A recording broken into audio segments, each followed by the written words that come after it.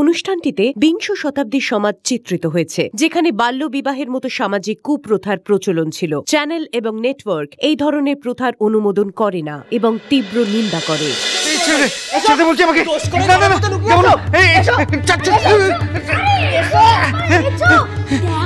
কত লোক তোমায় দেখতে চাইছে, তোমার নাম করছে, দেখো। আমি যাবো না, আমি যাবো না, বলছি। এই সেই লোক যাকে আমি 3 বছর ধরে টাকা দিয়ে এসেছি। ও আমাকে বলে এসেছে আপনি ওর আপন বড় শালা, আপনাকে দিয়ে মামলা লড়িয়ে আমার বাড়ি ছাড়িয়ে দেবে। আমি বারবার বলেছি যে আমার মেয়ের বিয়ের জমানো টাকা দিয়ে আমি বাড়ির মামলা লড়ছি, উনি যেন সত্তর বাড়ি ছাড়িয়ে এনে দেন। কিন্তু দিনের পর দিন ঠকিয়ে গেছে আমাকে। এসব কি শুনছি জামাই? তুমি আমার নাম ভাড়িয়ে এত বড় একটা প্রতারণা করেছো। মিথ্যে বলছে দাদা, ওরা মিথ্যে কথা বলছে। আমি কারোর থেকে কোনো টাকা নিইনি। তবে রে, মানুষটাকে সর্বশান্ত করে এখন বলছো যে বিভূতি থেকে টাকা নিইনি। আমরা কি তাহলে মিথ্যে কথা বলছি? দেখো তবে কি করি। মুখুজ্জে বাড়ির ভেতরে গুন্ডামি আমি মোটেই বরদাস্ত করব না। এই মুখুজ্জে বাড়িতে লোকজন এসে গুন্ডামি করবে, আমি স্বপ্নেও ভাবতে পারিনি দিদি। সত্যি জামাই আমাদের মুখুজ্জে বাড়ির নাক কাটালো। আরে ছি ছি ছি, মুখুজ্জে বাড়ির জামাই হয়ে কিনা শেষ পর্যন্ত লোকের টাকা মারলে। ছেড়ে দিন ওকে, আমাদের হাতে তুলে দিন, আমরা বুঝে নেবো ওনাকে কি করতে হবে। আপনারা দাঁড়ান। দাদা, তুমি বাইরের লোকের কথায় তোমার জামাইকে সন্দেহ করো নে। তুমি বরং এক কাজ করো, তুমি নোট ডেকে এই নোটগুলোকে গাদা কাজিয়ে বের করে দাও। খনি উকিল কারো কথায় কাউকে সন্দেহ করে না, করে প্রমাণের ওপর ভিত্তি করে। আর ওই যে এই কাজগুলো করেছে তার এটাই হচ্ছে প্রমাণ। বাবা কখনো অন্যায় সহ্য করেন না, দোষীদের শাস্তি দেন।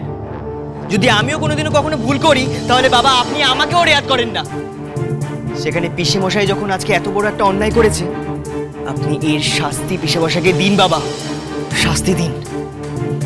মানকে তুই তোর পিসে মশাই।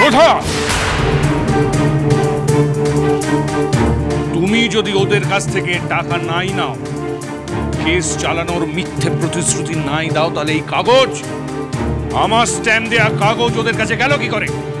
এই কাগজ তো বেনির কাছে থাকে না, কিন্তু তোমার কাছে থাকে। যদিও এটা আমাদের পারিবারিক ব্যাপার, কিন্তু নিশ্চয়ই এটা আপনাদের কাছে পরিষ্কার হয়ে গেছে যে বাবা আপনাদের ক্ষতি করেননি আর কোনোদিনও করতে পারেন না।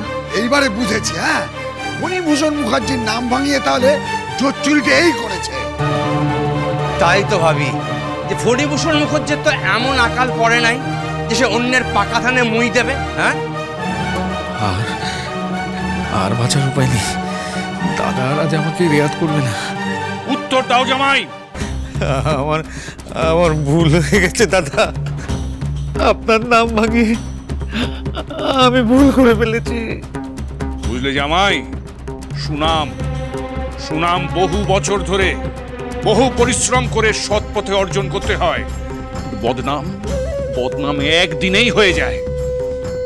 এতগুলো বছরে এই প্রথমবার কেউ আমার দিকে এভাবে আঙুল তুললো, তাও আর তোমার জন্যেই। এর শাস্তি তোমাকে পেতে হবে জামাই। আগে আমি ওদের বাড়ি পাঠাই, তারপরে তোমার বন্দোবস্ত আমি করছি। এই মানকে সত্য 2000 টাকা নিয়ে তুমি করলেটা কি? বাবা সত্য। কিন্তু দাদু তো এখনো বেঁচে আছে বাবা। দেখুন, আপনাদের সঙ্গে যে অন্যায়টা হয়েছে সেটা করেছে আমারই পরিবারের একজন। তাই আমি হাত জোড় করে আপনাদের কাছে ক্ষমা চাইছি। শুধু অন্যায় স্বীকার করে এখন কোনো লাভ নেই। আমার কথা এখনো শেষ হয়নি। যে 2000 টাকা ও আপনাদের কাছ থেকে নিয়েছে, সেই টাকা আমি আপনাদের ফেরত দিয়ে দেবো। তবে অতগুলো টাকা তো আমাকে কিছুদিন সময় দিতে হবে। না ফণীভূষণ বাবু, ওই টাকা আর আমার চাই না। ওই টাকার জন্য আমার মেয়ের বিয়ে ভেঙে গেছে। তাহলে আপনারা চানটা কি? ওনার জন্য যখন আমার মেয়ের বিয়ে ভেঙেছে, তখন আমার মেয়েকে বিয়ে করতে হবে ওনার ছেলেকে।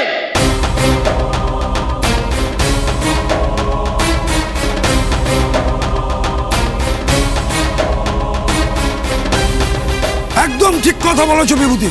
মেয়ের বিয়ে ভেস্তে যার জন্য তার বাড়ির বউ হবে এই বিভূতি তার মেয়ে? কখনো না। আমি আমার বাচ্চার বিয়ে এই হার আমাদের ঘরে কিছুতেই দেব না। আমার বাচ্চার বিয়ে হবে রাজার বংশে, রাজার পরিবারে। তবে সে স্বাদও পূরণ হবে। এখন না হয় বিভূতিদার খুব পড়তে অবস্থা, দিন আনে দিন খায়, তবে রাজার বংশ তো, হ্যাঁ, শরীরে রাজ রক্ত বইছে। মরণ কবে গিকেছে সেই গন্ধ সুখে যাদের দিন চলে তাদের ঘরে নাকি আমার বাচ্চার বিয়ে দেব? কোনোদিনও দেব নেই, কখনো নেই। সুধা, কি হচ্ছে কি? চুপ কর তুই। চোরের বউয়ের আবার বড় গলা। আমরা অনুরোধ করতে আসিনি, ভালোই ভালোই যদি বিয়ে না দেন তাহলে এর পরিণাম ভালো হবে না। এই কি করবে না, কি করবেন? ভালো হবে না, ভালো হবে না, কি করবেন না? কি করব? এখন শুধু আমরা এই কজন এসেছি, এরপর গোটা গ্রাম আসবে প্রতিশোধ দিতে। তোমরা সামলাতে পারবে তো? মুখুজ্জে বাড়িতে আগুন জ্বলবে, পুরো বাড়ি ছারখার হয়ে যাবে আগুন লেগে। এই বিপদ যখন তোমার জন্য হয়েছে, তখন এই সুরাহাও তোমাকেই করতে হবে। তুমি যখন ওদের কাছ থেকে হাত পেতে টাকা নিয়েছো, তখন তোমাকেই ওদের সাথে কথা বলতে হবে। বিয়ে কি করে দেব? দাদা তো বললেন আপনাদের টাকা ফেরত দিয়ে দেবেন। দেখেছো বউ, এখানেও কেমন বাবাকে এগিয়ে দিচ্ছে। বিয়ে দেবো কার সাথে? আমার বড় ছেলে তো নাই, সে তো আমার বাবার বাড়ি গেছে। আবার মিথ্যে কথা? না না, মিথ্যে কথা না। না, ওর বড় ছেলে হাদা, ও সত্যি বাড়িতে নেই। কি হয়েছে তো বিশ্বাস? বিয়ে বললেই তো বিয়ে হয় না। আপনার বরং ওই শ্রাবণ মাসের শেষের দিকে একটা দিনক্ষণ দেখুন না। এই তুমি কেন বললে ওনাদেরকে শ্রাবণ মাস? কেন বললে? আমি কিছুতে ওদের ঘরে আমার বাচ্চার বিয়ে দেব না। তুমি কোন সাহসে ওদেরকে বললে? নিজের মুখটা বন্ধ করো, আপাতত ওদের তাড়াতে দাও। আমিও কি চাই ওই বাড়িতে আমার ছেলের বিয়ে হোক? শুধু পেঁচোচ্ছি, বুঝতে পারলে তো? তারপর না হয় ওদের একটা বন্দোবস্ত করা যাবে। ছেলে তো আপনার একটা নয়, দুটো চন্দ্রকান্ত বাবু। বড় ছেলে নেই যখন তাকে আসতেও হবে না। আপনার ছোট ছেলের সাথে আমার মেয়ের বিয়ে দেব।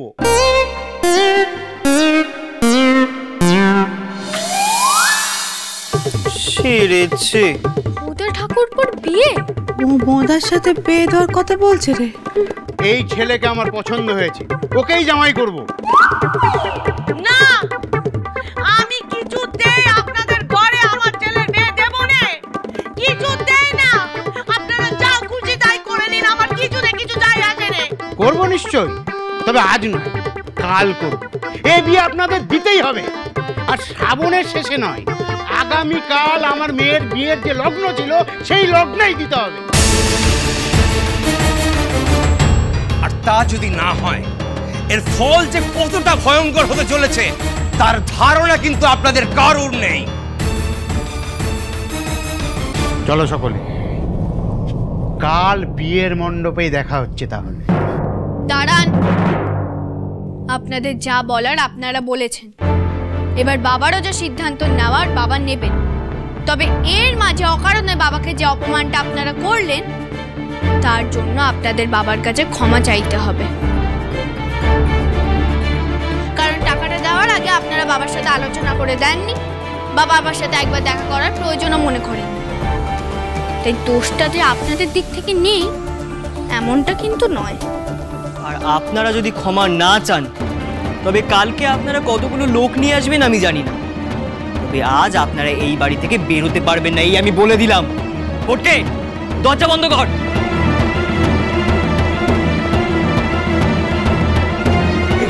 কি হচ্ছে?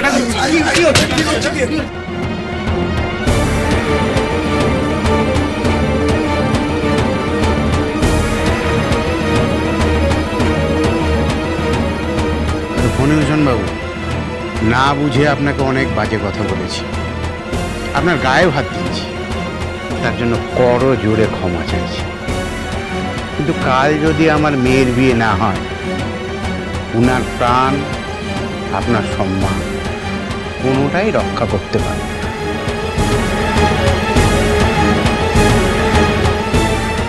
আসি। চলো সুকান্ত, চলো চলো সকলে চলো। এবার কি হবে বাবা? দাদা তুমি যাই বলো না কেন, আমি আমার বাঁচার মেয়ে কিছুতেও ঘরে দেব না, কিছুতেই না। একটা মুখ খুলবি না তুই। তোর বর এরকম একটা নোংরা কাণ্ড করলে মুখুজ্জি বাড়ির থেকে সবাই আঙুল তুললে, আর তোর ছেলের মেয়ে তুই রাজার সাথে দিবি? এমন চোর চোর ঠকবাজ লোকের ছেলের সাথে কোন রাজার বেটা তার মেয়ের সাথে বিয়ে দেবে না? তোমার অনেক দোষ, অনেক অন্যায় আমি এড়িয়ে যাই, তোমাকে ক্ষমা করে দিই এই পরিবারের সম্মানের কথা ভেবে। আর তুমি যা করেছো আমি ভেবেছিলাম যে তোমাকে শাস্তি দেব, তো এখন দেখছি যে তোমাকে শাস্তি দেওয়ার লোকের অভাব হবে না। তুমি যাদের সঙ্গে প্রতারণা করেছো ওদের কথা শুনে মনে হচ্ছে যে ওরা বিক্রমপুরের রাজবাড়ি। হ্যাঁ, ওরাও তো তাই বললো। রাজবাড়ির আর কিছু বেঁচে না থাকলেও উগ্রতাটা বেঁচে আছে। যদি বিয়েটা না হয় ওরা লোকজন জুটিয়ে এই বাড়িতে আগুন ধরিয়ে দেবে, জগৎপুরে দাঙ্গা বাঁধবে। বেঁচে থাকতে আমি সেটা হতে দেব না। তবে কি হবে দাদা? জামাই, তুমি নিজেই তোমার পায়ে কুড়ুল মেরেছ, তাই এই বাড়ি বাঁচাতে ওদের রাগটা তোমাকেই থামাতে হবে। তাই বলছি যে বিয়ে ছাড়া আর কোনো রাস্তা খোলা নেই। তার মানে কাল ভোদার বিয়ে? আমার বিয়ে? না,